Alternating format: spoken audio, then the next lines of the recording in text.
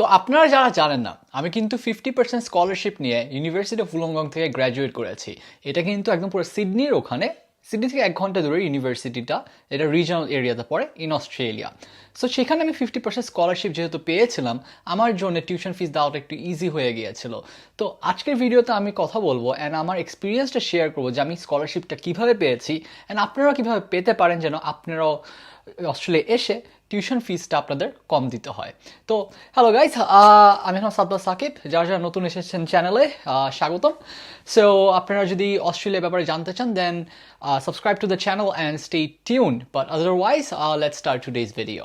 So সর্বপ্রথম আমি যে কথাটা বলতে চাই সেটা হলো, আমি যখন প্রথমে আমার এইচএসসি এসএসসি আমার রেজাল্ট আসে, সরি, আমার এইচএসসি এসএসসি ছিল না, আমার ছিল O level A level. O level A level হলো ইংলিশ ভার্জনে, যেটাকে বলা হয় বাংলা ভার্জন আমরা বলি হলো এইচএসসি এসএসসি। সো আমি তো ইংলিশ মিডিয়াম থেকে গ্র্যাজুয়েট করেছিলাম, সো আমার দিতে হয়েছিল ও লেভেল আর এ লেভেল।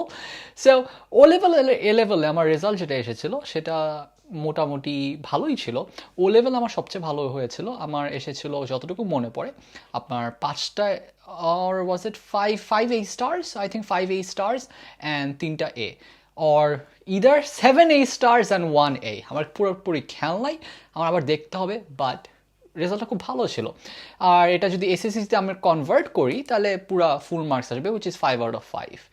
অ্যান্ড এইচএসসি, যেটাকে আমরা ইংলিশ মিডিয়ামের ভার্সনে বলতাম আপনার এ লেভেলসে আমি হলাম 3টা A অ্যান্ড একটা C। সো বায়োলজিতে আমি C পেয়েছিলাম, because I was not good in biology and that's why I did not want to be a doctor. আমি এই কারণে মেডিকেল ফিল্ডে যাই নাই, বিকজ মেডিসিনে আপনার সব কিছু মুখস্থ করে পরীক্ষা দিতে হয়। আমার মনে হয়েছে যে আমি মেডিকেলে পড়বো না এই কারণে, বিকজ সব কিছু মুখস্থ বিদ্যা। সো আমি ইঞ্জিনিয়ারিংয়ের পথ চুজ করেছিলাম। সো যেহেতু ইঞ্জিনিয়ারিং পথ চুজ করেছিলাম, আমার মেইন যে সাবজেক্টগুলো ছিল ফিজিক্স, কেমিস্ট্রি অ্যান্ড ম্যাথস, এই 3টার মধ্যে আমি খুব ভালো করি, আমি পেয়েছিলাম A। সো ওটার মধ্যে আমি হার্ডওয়ার্ক করে A এনেছি। বায়োলজি আমি এতটা পাত্তা দিইনি, এই কারণে C আসছিল। সো ওটার কথা আর বললাম না। বাট বেসিক্যালি এখন যেহেতু এই রেজাল্ট এসেছিল, আমি এটা যদি কনভার্ট করি নিজের মাথায়, সো আই থিঙ্ক আপনারা এইচএসসি থেকে এটাকে বলতে পারেন যে 4 out of 5। So 4 out of 5 পেয়েছিলাম এইচএসসিতে, অ্যান্ড ও লেভেলস বা এসএসসিতে পেলাম ধরে নেন 5 out of 5। So in total আমার আসছে হলো 9 out of 10। So 9 out of 10 কেন বলছি এটা আপনারা একটু পরে বুঝতে পারবেন, বা টোটালটা কেন করতেছি। সো এই রেজাল্ট নিয়ে পর আমি ইউনিভার্সিটি অফ উলংগং অ্যাপ্লাই করি। আমি অ্যাপ্লাই করি সুইনবার্ন ইউনিভার্সিটিতে, আমি আবার অ্যাপ্লাই করি আপনার মোনাশ ইউনিভার্সিটিতে। সো এই 3টে ইউনিভার্সিটিতে আমি অ্যাপ্লাই করি। তো অ্যাপ্লাই করার পরে আমাকে 3টে ইউনিভার্সিটি থেকে স্কলারশিপ দেয়। সো সুইনবার্ন ইউনিভার্সিটি থেকে আমাকে 25% স্কলারশিপ দেয়, মোনাশ ইউনিভার্সিটি থেকে আমাকে 8,000 or 10,000 স্কলারশিপ দেয়, আই থিঙ্ক $10,000 স্কলারশিপ দিয়েছিল, অ্যান্ড ইউনিভার্সিটি অফ উলংগং থেকে আমাকে 50% স্কলারশিপ দিয়েছিল। অ্যান্ড আমার এখনও মনে আছে যে আমাকে যখন স্কলারশিপ ওরা মানে দিচ্ছিল, একটা করে দিয়েছিল, রাইট? প্রথমে আমাকে যেমন সুইনবার্ন দিয়েছিল 25%, I was very excited. But পরে আমার চিন্তা ছিল যে আমাকে 50% কেউ দিবে নাকি। তারপর মোনাশ ইউনিভার্সিটি, তারপর ইউনিভার্সিটি অফ উলংগং আমাকে 50% স্কলারশিপ দেয়। অ্যান্ড আমি আরেকটা জিনিস বলতে গেছি, কার্টিন ইউনিভার্সিটিও আমাকে 25% স্কলারশিপ দেয়। সো এই 3টা ইউনিভার্সিটি স্কলারশিপ দেওয়ার পর মোনাশ ইউনিভার্সিটি আমাকে কল করে, তারপর তারা আমাকে $10,000 স্কলারশিপ অফার করে, বলে যে $10,000 স্কলারশিপ তোমাকে অফার করছে, তুমি কি অ্যাকসেপ্ট করবা নাকি না। অ্যান্ড আমি চিন্তা করে বলেছি যে আমি তোকে পরে জানাবো। পরে এই 4টে ইউনিভার্সিটি থেকে আমি ইউনিভার্সিটি অফ উলংগং চুজ করি, বিকজ ওটার মধ্যে আমাকে 50% স্কলারশিপ দিয়েছিল। অ্যান্ড স্কলারশিপটা is very very important thing আপনার স্টুডেন্ট লাইফে, বিকজ এই স্কলারশিপ জিনিসটাই আপনার স্ট্রেস ফ্রি করে রাখবে একদিক দিয়ে, বিকজ আপনার এতটা কাজ করতে হবে না, এত কষ্ট করতে হবে না। যদি আপনার টিউশন ফিস 100% দিতে হয়, আপনার কিন্তু অনেক কষ্ট করতে হবে যদি আপনি নিজে দিতে চান। সো সেখান থেকে আমি 50% scholarship pi, and I decided to go with the course of civil engineering. So civil engineering কোর্সে আমার দিতে হচ্ছিল প্রায়, আমার এতটুকু খেয়াল নাই, বিকজ ভিডিওর আগে আমি এতটা প্ল্যান করে ভিডিওটা বানাচ্ছি না, but I think it was approximately $33,000 to $36,000। So সেখান থেকে 50% স্কলারশিপ প্রায় $18,000 মতো আসে। আরও কম ছিল I think approximately 17,000 16 to 18,000 ধরে নেন। সো ওটাকে যদি আপনি 65 দিয়ে গুণ দেন তাহলে আপনি টাকার আনুমানিকটা পেয়ে যাবেন পার ইয়ারেরটা, মানে প্রত্যেক বছর আমার কত টাকা দিতে হতো। সো 50% স্কলারশিপ পাওয়ার পর আমাকে এটা দিয়েছে। এখন 50% স্কলারশিপ আমাকে কেন দিয়েছে আর আমি এত কথা কেন বলছি? বিকজ নাম্বার ওয়ান, আমি নিজের অভিজ্ঞতাটা শেয়ার করে দিলাম, আর নাম্বার টু, আপনারাও একটু আমার ব্যাপারে জানলেন। সো এখন কথা হলো যে স্কলারশিপটা কেন দিয়েছে ওটার মধ্যে আসি। স্কলারশিপ আমাকে দিয়েছিল হলো আমার রেজাল্টসের জন্য mainly, and my statement of purpose.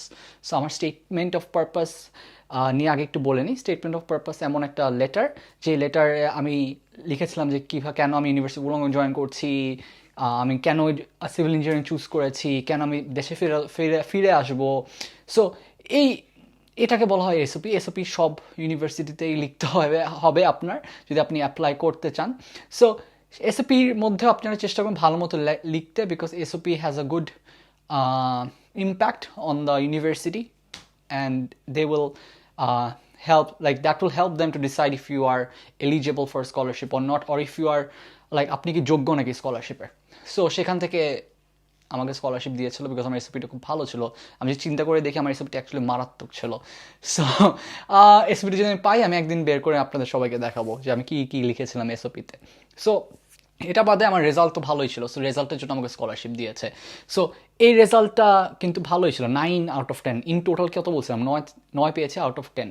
তো এখন আপনারা যদি 9/10 পান, আপনাদেরও একটা ভালো চান্স থাকবে টু গেট আ স্কলারশিপ। চেষ্টা করবেন যে এইচএসসিতে আরও ভালো রেজাল্ট করার জন্য, বিকজ এইচএসসি হলো তো মেইন রেজাল্ট, বিকজ ওটার পরে তো আপনারা ইউনিভার্সিটিতে আসতেছেন। সো এখন এইচএসসিতে যদি আপনারা ভালো না করেন, ধরে নেন এসএসসিতে ভালো করছেন, এইচএসসিতে ভালো করেন নাই, তখন কিন্তু আপনারা যদি ধরে নেন যে 7 পাইলেন আউট অফ 10, এসএসসিতে 5 পাইছিলেন, মানে 5/5, আর এইচএসসিতে পাইলেন আপনি লেটস সে 2/5, তখন কিন্তু আপনাকে স্কলারশিপ দিবে না। বিন্দুমাত্র একটা স্কলারশিপ দেওয়ার কথা না, আমার যেটা মনে হয়।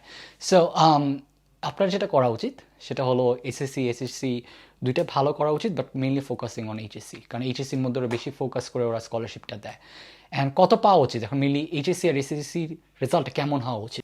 এইচএসসির মধ্যে যদি আপনি 4-এর উপরে পান, 4/5 যেটাকে বলা হয়, তাহলে তো আপনি একটু সুবিধা, মানে একটা ভালো একটা পজিশনে থাকবেন।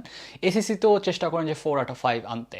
So in total SSC HSC in টোটালে যদি আপনার ধরে নেন যে 7.5 অর অ্যাবাভ থাকলো, তাহলে আপনাকে স্কলারশিপ দেওয়ার মানে সুযোগটা ওরা বাড়াই দিবে। So your more likely to get a scholarship.